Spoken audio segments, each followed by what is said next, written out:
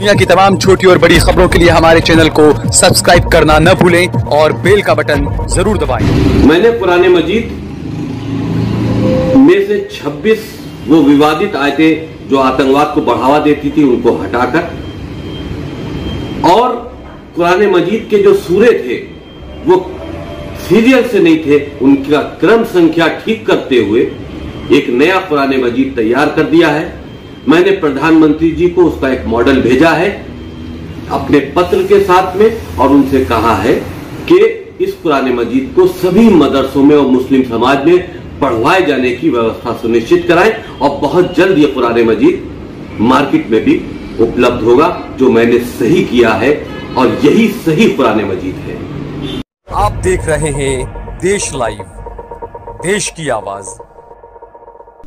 दोस्तों में सहल कुरैशी। दोस्तों, कुरान को लेकर काफी सवाल उठाए थे वसीम रिजवी ने और अब जो है वो सुप्रीम कोर्ट के मना करने के बावजूद वसीम रिजवी ने, मनहूस ने, खबीस ने, मलऊन ने अपना एक अलग कुरान छाप दिया है। जी हां, वसीम रिजवी जो कि शिया वक्फ बोर्ड के चेयरमैन थे, उन्होंने जो है वो खुद एक वीडियो जारी किया और ये बात की जानकारी दी और कहा कि मैंने जो एक नया कुरान छापा है और जो 26-24 आयतों की वो बात कर रहे थे उन आयतों को उसमें से हटा दिया है और उन्होंने कहा है कि मैंने कुछ बदलाव किए हैं।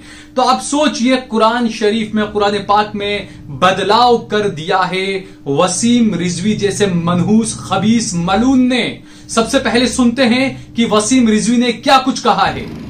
मैंने कुरान मजीद में से 26 वो विवादित आयतें जो आतंकवाद को बढ़ावा देती थी उनको हटाकर और कुरान मजीद के जो सूरे थे वो सीरियल से नहीं थे, उनका क्रम संख्या ठीक करते हुए एक नया कुरान मजीद तैयार कर दिया है। मैंने प्रधानमंत्री जी को उसका एक मॉडल भेजा है अपने पत्र के साथ में और उनसे कहा है कि इस कुरान मजीद को सभी मदरसों में और मुस्लिम समाज में पढ़वाए जाने की व्यवस्था सुनिश्चित कराएं और बहुत जल्द ये कुरान मजीद मार्केट में भी उपलब्ध होगा, जो मैंने सही किया है और यही सही कुरान मजीद है। तो सुना आपने, वसीम रिजवी कह रहे हैं कि मैंने कुरान नया छाप दिया है और इस कुरान से जो आयतें जिससे मुझे परेशानी थी वो आयतें मैंने हटा दी है और साथ ही साथ वो ये भी कह रहे हैं कि यह कुरान जल्दी अब मार्केट में भी आएगा, लोग उसको खरीद सकते हैं। यह कुरान कौन बेचेगा, कौन खरीदेगा, ये देखने वाली बात होगी। और दूसरी बात उन्होंने ये भी कहा कि मैंने प्रधानमंत्री नरेंद्र मोदी को पत्र लिखा है।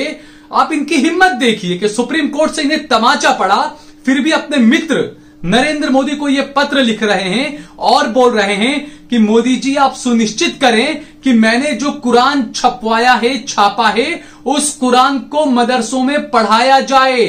आप सोचिए आखिरकार किस तरफ ये देश को ले जा रहे हैं।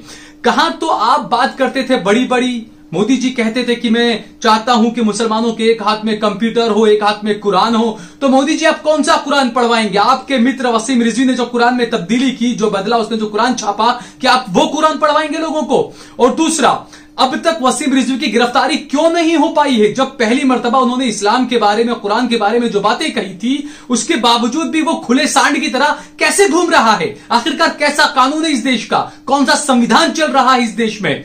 दूसरा, ये क्यों हो रहा है? ये तमाम चीजें जो हो रही है क्यों हो रही है? पहले आपने कहा कि शरीयत में आपने दखल अंदाजी की, 3 तलाक की बात आई, बाबरी मस्जिद की बात आई, हर चीज में मोदी जी जो है वो बच के निकल गए, हिंदुओं के साथ खड़े रहे। ये दिखाने की कोशिश की उन्होंने कि वो कितनी नफरत करते हैं मुसलमानों से।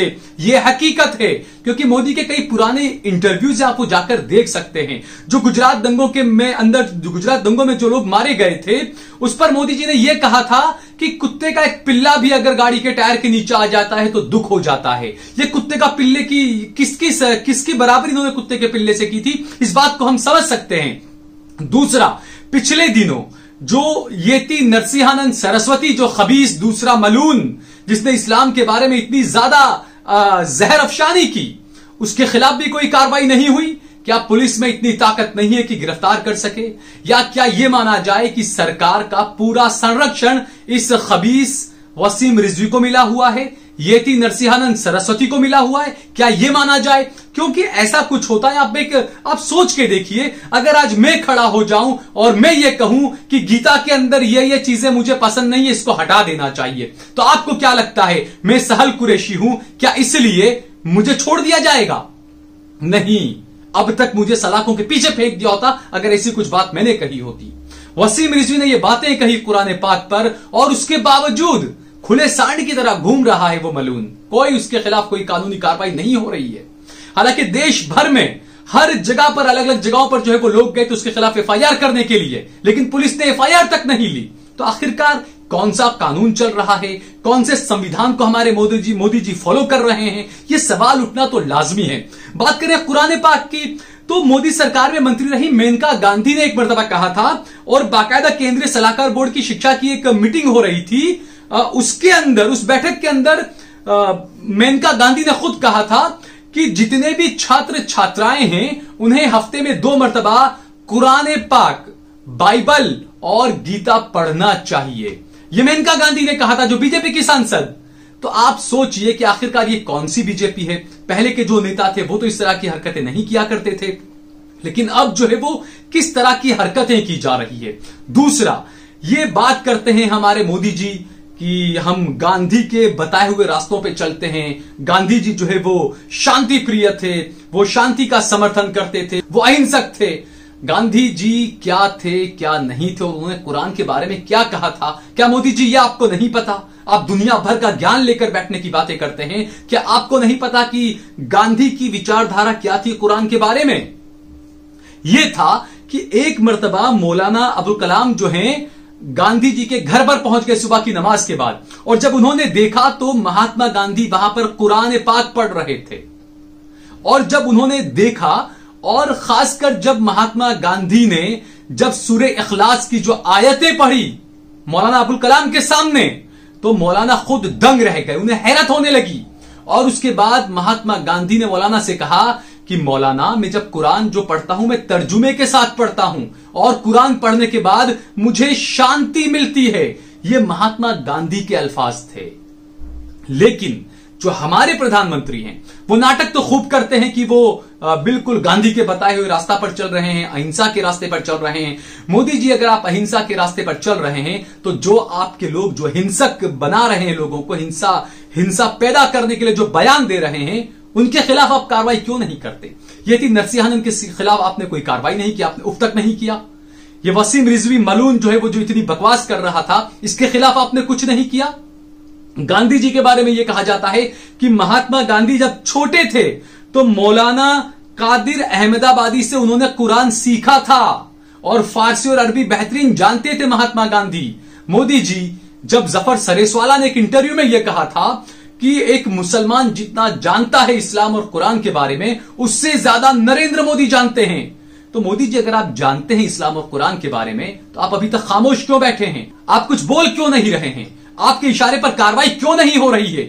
दूसरा, जब मेनका गांधी ने जो बातें कही थी कुरान पढ़ाने की, उस वक्त उन्होंने यह भी कहा था कि मैंने खुद ने कुरान पढ़ा है। ये मेनका गांधी के अल्फाज थे कि मैंने कुरान पढ़ा है, और कुरान में पढ़ने के बाद मैंने यह जाना कि इस्लाम और प्रॉफिट मोहम्मद सल्लल्लाहु अलैहि वसल्लम हिंसा और जंग के खिलाफ थे। यह मेनका गांधी ने कुरान के बारे में कहा था। मोदी जी, आपका क्या नजरिया है कुरान के बारे में, या आप दुनिया को बताइए। और जो ये वसीम रिजवी हैं, जो मनहूस मालून जो है, इस पर आप कुछ बोलिए, क्योंकि मोदी जी, ये देश का संविधान जो इजाजत देता है मुसलमानों को, वो हिंदुओं को भी देता है, क्रिश्चियनों को भी देता है।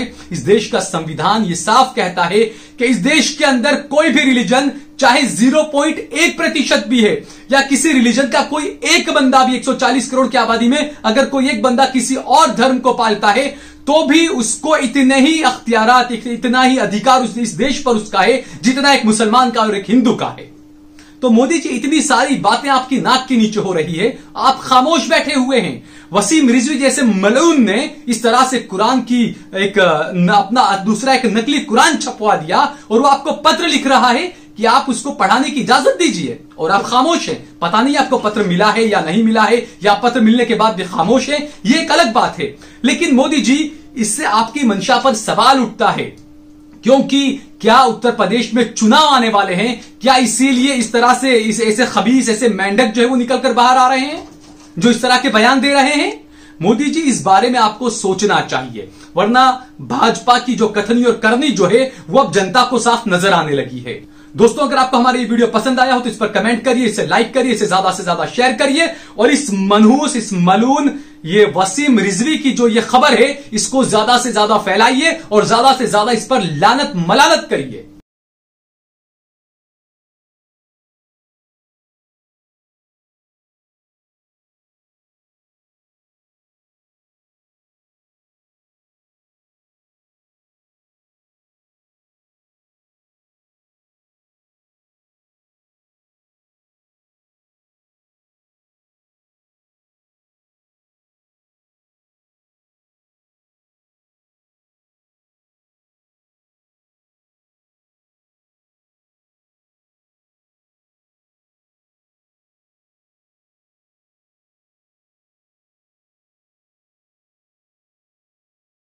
आप देख रहे हैं देश लाइव, देश की आवाज।